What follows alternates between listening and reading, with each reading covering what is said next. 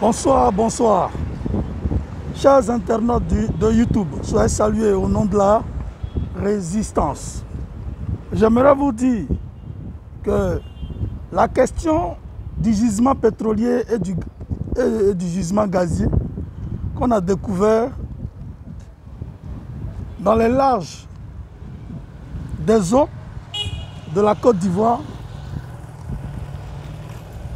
c'est une pure et simple arnaque. C'est une arnaque, quoi, je veux dire. C'est de la marmaille. Parce qu'on a découvert du pétrole en Côte d'Ivoire sous Houphouët-Boigny dans les années 1975. Et quand Bédi est arrivé au pouvoir, il y a eu aussi d'autres gisements pétroliers qu'on a découverts.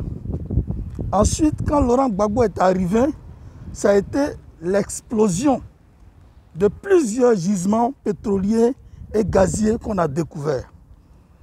Et c'est sous Gbagbo Laurent, les gisements pétroliers et gaziers qu'on a découverts qui sont actuellement en train d'être exploités sous Ouattara. Donc sous Ouattara, il n'y a pas eu de découverte de gisements pétroliers et gaziers.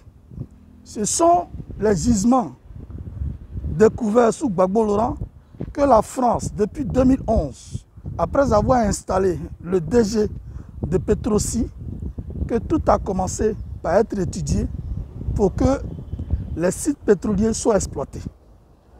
Donc, ils ont tellement exploité à coups de milliards que la Côte d'Ivoire n'a rien, le peuple de Côte d'Ivoire n'a rien, y compris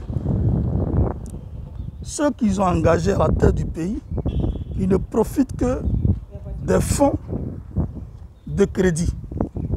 Et ils ne profitent que des fonds de crédit. Le reste, là, c'est la France qui assume.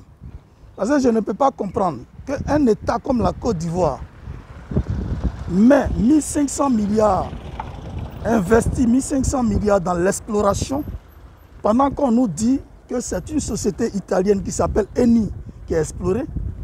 Parce que quand une société se permet d'explorer, ça veut dire qu'elle-même, elle investit son argent, elle met son argent dedans. Donc l'État a mis 1500 milliards, c'est par rapport à quoi? Entre l'État et la société, qui a mis l'argent dans l'exploration? Qu'on nous dise la vérité.